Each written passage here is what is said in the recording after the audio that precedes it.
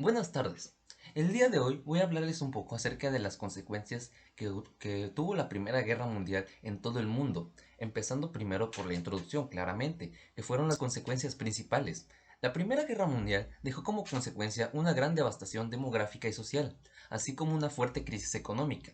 Desaparecieron cuatro imperios, que fueron el Imperio Alemán, el ruso, el austrohúngaro y el otomano, y se formaron así nuevos países, lo cual modificó la demografía de Europa Central.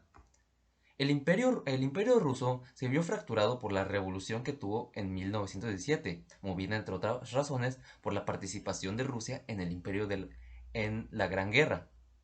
El mapa europeo, como ya dije, se reestructuró y aparecieron naciones como Checoslovaquia, Hungría, Estonia, Finlandia y Letonia, Lituania, Polonia y Yugoslavia. Además de que, como mencioné, Alemania sufrió grandes pérdidas territoriales que numéricamente representan el 13% de sus dominios que tenía en toda Europa.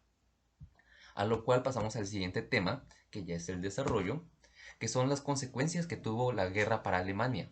Alemania, como ya saben ustedes, perdió la Primera Guerra Mundial y en el Tratado de Versalles de 1917, las potencias vencedoras, que fueron Estados Unidos, Gran Bretaña, Francia y demás países aliados, impusieron a la derrotada Alemania disposiciones punitivas para que su territorio, milicia y economía. En el oeste, Alemania, como ya mencioné antes, devolvió todos los países que tenía bajo su gobierno. Pero no todo fueron consecuencias malas, a pesar de que la mayoría de las personas cree. Unas consecuencias positivas fueron para México, ya que México se desarrollaba la Revolución Mexicana mientras que sucedía la Primera Guerra Mundial, ya que esta duró 10 años, que fue de 1910 a 1920, mientras que en Europa sucedía la Guerra Mundial, que era de 1914 a 1918. Este conflicto tuvo grandes repercusiones políticas y económicas en todo el mundo, como ya dije, incluido México, aunque al final de cuentas tuvo consecuencias positivas para México. Una consecuencia económicamente positiva fue una mayor demanda de petróleo, además de otros recursos mineros por parte de las potencias europeas para la guerra, lo cual ocasionó que la economía mexicana se elevara, ya que estos eran los que surtían, por así decirlo, a las potencias, a las potencias europeas para que estos pudieran combatir en la guerra.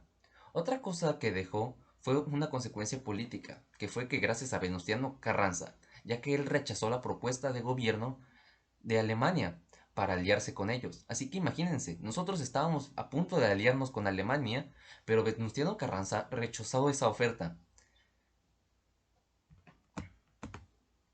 El socialismo en la guerra se dio porque la libertad del mercado fue severamente restringida por la economía de la guerra. La planificación central y las regulaciones estatales destinadas a incrementar la producción de armas reemplazaron la economía del mercado. Por esto, Paul Lynch interpretó que la Primera Guerra Mundial fue una revolución socialista mundial que confirmaba la validez y la superioridad del socialismo ante todas las demás ideologías. Aquí, como ya dije, sucedió una crisis económica en todo el mundo, que esto ya vendría a ser el tema final y las conclusiones, que fue que la guerra al terminar, todas las empresas que antes eran dedicadas a construir armamento o algunas otras cosas para la guerra comenzaron a reestructurarse para así volver a lo que eran antes.